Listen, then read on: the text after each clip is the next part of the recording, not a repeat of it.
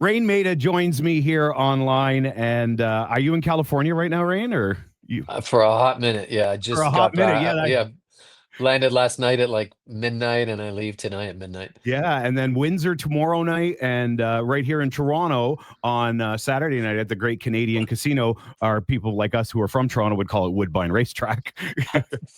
Right? Yeah, that's what it is. It's a beautiful what they've built there. You're So gonna I love it. hear. So Yeah, I you're hear. gonna Yeah. love it. You're gonna love it. But the reason that we're talking right now, I want to get to it first, so I can then nerd out afterwards. Is on Monday, the people at War Child Canada, which is a phenomenal organization that I've had the opportunity to work with back at when I was at Mix 99.9 and a couple other places.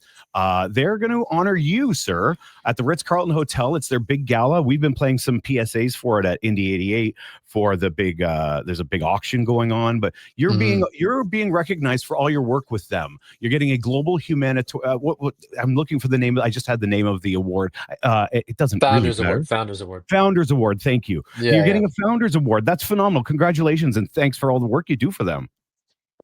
Yeah, I mean, these things are always tough. Yeah. I'm a huge advocate for War Child, love the people dearly. I just got back from Afghanistan. I've been in the field, see what they do.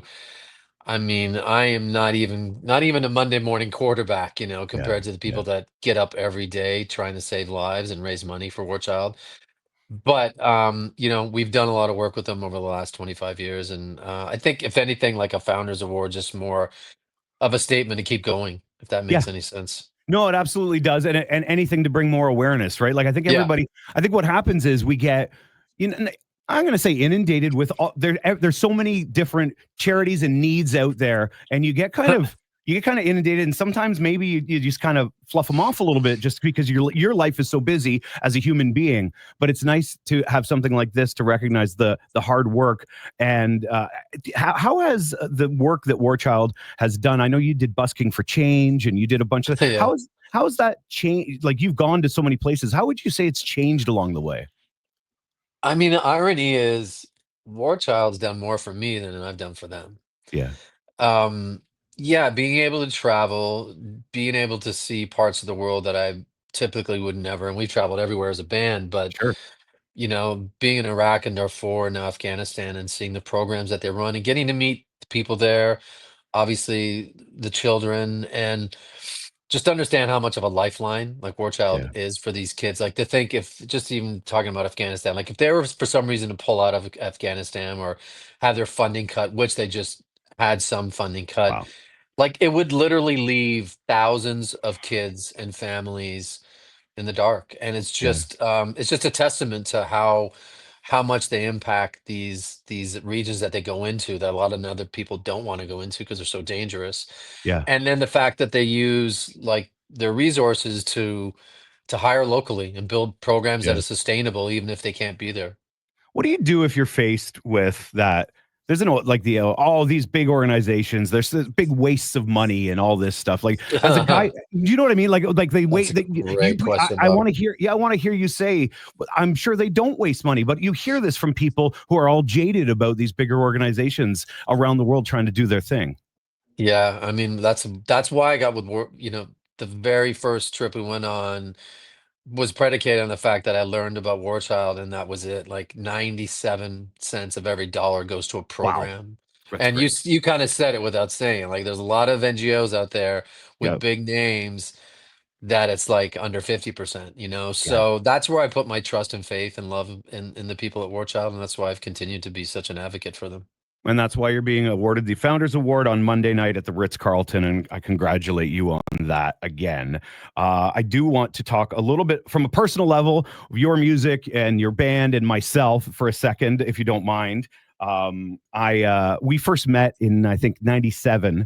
I was working on the Humble and Fred show at Oh Edge my gosh. 102. You and Taggart came into 228 Young, and I was working on the Humble and Fred show. I started off as an intern as Bingo Bob, and I was an associate producer with them.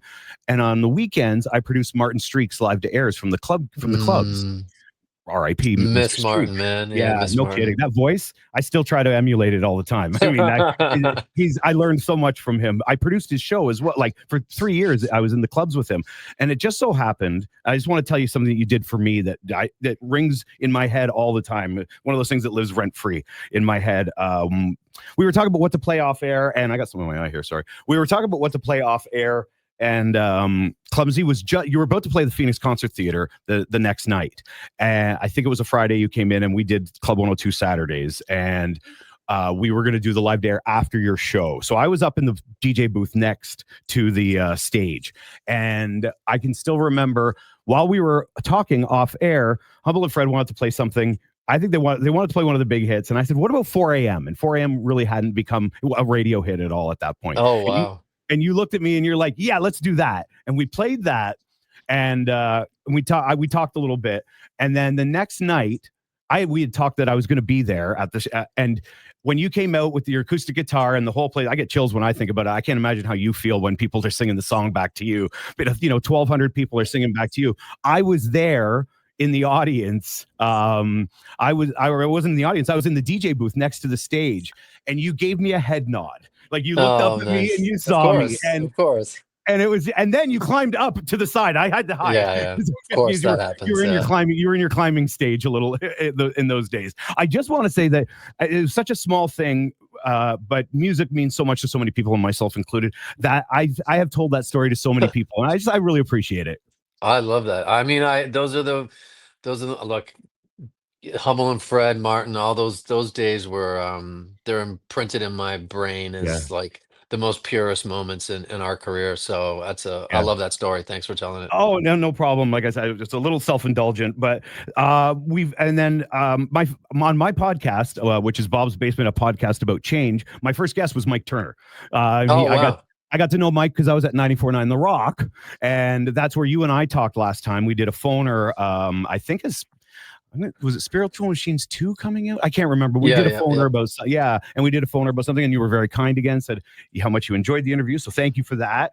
How has now that I've nerded out on you, I do have actual questions about the band and how things have changed. Obviously, there's been some turnover, some change in the band. You're still there.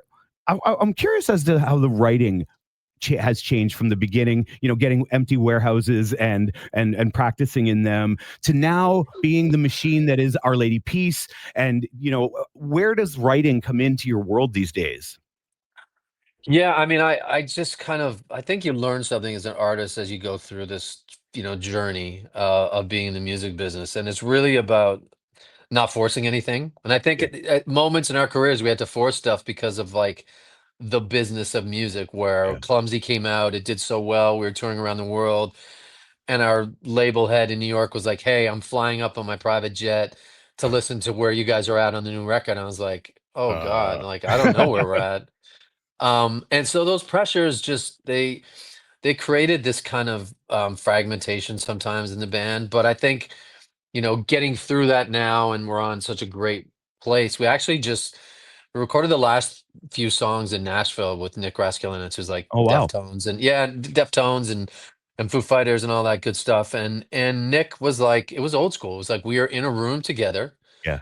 He was in the room with headphones on. We were jamming these songs around, and it felt like we were back kind of like in those days at Arnyard and in Western Ontario in a warehouse, and then in a little crummy studio, nothing Yeah. fancy. And so I just really appreciate those moments where we can all be in a room together recording again. And it was an amazing kind of like full circle moment, to be honest. That's great. I mean, it's got to be hard. I mean, your life change, everything changes. You're a rock, you're still in a rock band. You also have this amazing wife who's an amazing songwriter in her own right. And you and Chantal have done. I had the opportunity to finally meet her this summer when she played the CNE this summer at the band shell. I got to introduce her, and she was lovely. And I know, I know the people she's working with at her new label and stuff. So but you guys have written together. Yeah. Oh my gosh. She's out there in just the perfect way. They're doing a really great job. But I want, like, you guys, you've written with her, and so tell me about that dynamic. Where does that, obviously very different than a band situation, but where does that fall in as a couple? I mean, it's incredible. It's such a journey. We did this documentary called "I'm Gonna Break Your Heart" in Yep. 2019, and Yep. so off of that, we have a book coming out in May. Oh wow. And we have a new album that, man, I hate to jinx shit, but it's like some of the best music I've ever made in my life, and obviously with her as well. But it's really been it's such a different thing with her. I would never ever call myself a jazz musician. I'm just not that accomplished. But this feels the closest to like jazz in terms of there's a lot of space. It's addition by subtraction. It's piano, it's acoustic. There are some drums, there's some strings, but it's really kind of broken down to where the message of the song, what we're saying, and it's just I can't wait for people to Great. hear it. Like I've always been, two of my favorite artists are have always been like PJ Harvey and Nick Cave, Right. and it fits somewhere in there somehow, and I'm really excited about it. Yeah, I have friends who are huge jazz heads, right? Like the Vinyl Guys, jazz, and everything. And I just never feel smart enough to Me get jazz. neither. Me neither. You're a musician. You should be. I mean, I Uh, get it in terms of like what it makes you yes. feel, Yeah. but it's more about the improvisational Yeah. component of it that I adore, and I feel like and especially with Chantel and I, where we're at in our careers, like we're not really trying to play games with trying to Right. fit any. We're just There's no trying to make mold. something Yeah. that, You're making it to make yeah, it. exactly, and that's a Yeah. very liberating feeling. That's great. I won't get. I know I don't have a ton of your time. You have a busy few days coming up. That's for sure. I have a couple more things I want to ask about. The last times you guys were out touring, you added a Tragically Hip song to the playlist. You were doing. I think you were doing "Locked in the Trunk of a Car." Yeah. I don't recall you guys doing a lot of covers through the years. Not I mean, we did a few. We had some covers on like soundtracks, like some Craft. We Right. did a Beatles cover, but yeah, we've never been a huge covers band. I think more so today than ever. But Locked in the Trunk of a Car, we like the last tour we did, Yeah. that arena tour we did across Canada, was called the OLP 30 tour. Yeah. I just don't even know if it's possible to have that tour without honoring the hip, because they were such a I mean, I remember going to this called the Toronto Music Awards. I don't know if you remember that, Bob. It Yeah. was Of for a course. minute. They Yeah. had those, and I actually just saw something. I took a screenshot of it. The Hit played those awards, and I went with my girlfriend at the time because I didn't know what to do in the music business. I mean, let's go to the Toronto Music Awards. Sure. Maybe I'll meet a manager or a label, something. None of that stuff happened, and the music at the award show wasn't great, and we were just about to go. And then I said, "Oh, you know what? This last band's coming on. Let's just stay for them. I've heard of Yeah. them. I don't really know what they sound like, but I heard they're cool." So we stayed. It was they played two songs, but Gord was obviously transformative. But Yeah. I just I for that moment, it really imprinted in me. Okay, there's a difference between like entertainment and art, and I just like I said, it was affirmation that I was just going to chase art the whole Yeah. time because that's He what I was. saw on stage, and yeah, it He's a was so poet, big. right? Like he was a poet. I mean, Coke Machine Glow, his solo, that's the poetry book, and, so getting to see those things come together, and I would say, yeah, I mean, your first, I engaged again in when Clumsy came out. I was 21 years old, right? And Yeah. it was, and those lyrics are poetic. Your lyrics are poetic, not just that one, but that's the one that resonates with me. Were you guys ever, as a band, were you ever hipped, as as Blue Rodeo talked about? In the documentary, Blue Rodeo was playing, I think, somewhere out in New Brunswick, but they were opening for the Hip, and the hip, getting hipped, where the audience is like hip, hip, hip while you're on stage. Oh no, you know what? My No, memory, the last show we played with the Hip was it was at Citadel Hill in Halifax. wow. And I thought it was amazing. I was really excited to do that show because there was like 30,000 people there, but I thought the crowd was amazing. Obviously, you know, their fans are their fans, but Yes, yes. they're also Canadian fans, which if you're a Canadian, you're in a good position. Yeah, no, absolutely. The hit. I just want to make sure I hit everything that I said I wanted to hit up.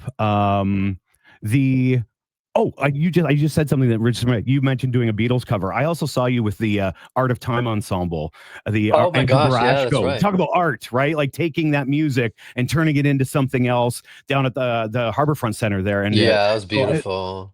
a great thing to be able to see you do that. You had the megaphone. It was amazing. Yeah. Yeah, that was fun. That was a lot of fun. I mean, that those are those moments that you just, they're gifts. Yeah, it's great. I love that you say that you're always going to chase art because music's great and music's a big part, and pop music's great. I think pop music it can be art as well, and Yeah. but it's got to have some oomph to it, right? It's got to have Yeah. some real life.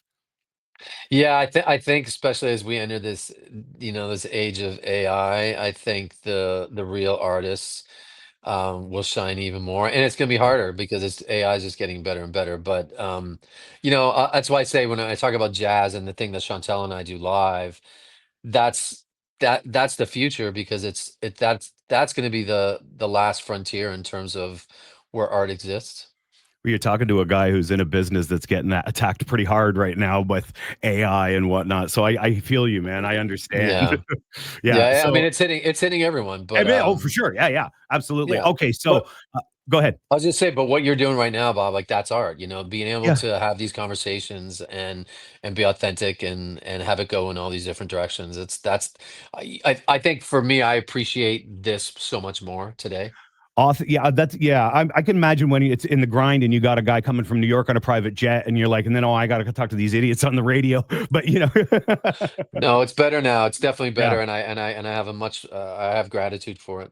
Well, I really appreciate you taking time because I know it is a busy time. I know you've been traveling. You're at home for a minute, and you're going to be in Windsor tomorrow, and which is December 5th, and then December 6th you'll be at Woodbine Racetrack. I'm going to call it that, the Great Canadian Casino, and then Monday you will be honored with the Founders Award recognition for War Child Canada. Go to War. I'll put all the links and everything for War Child through Awesome. all of this. Okay. Thank you, Please. man. That was awesome. I really appreciate it. And thank you for indulging my story because Yeah, no, I love that. I love I that. have been I such a do big remember that fan. Phoenix show. I do. And I Yeah. Oh my God. appreciate you, man. Oh, I know what I wanted to ask you about. I wanted to ask you because I had asked Turner about this on the first one about that tour with Everclear in the States. You guys opened for them, but then playing Maple Leaf Gardens. Yeah, And yeah, yeah, yeah. like I can't imagine being from Toronto and play and coming out and headlining Maple Leaf Gardens. I was in that show. I was at that show, and how that must have felt. Like, But yeah, it's one of those like I can't even believe it happened, to be honest. yeah.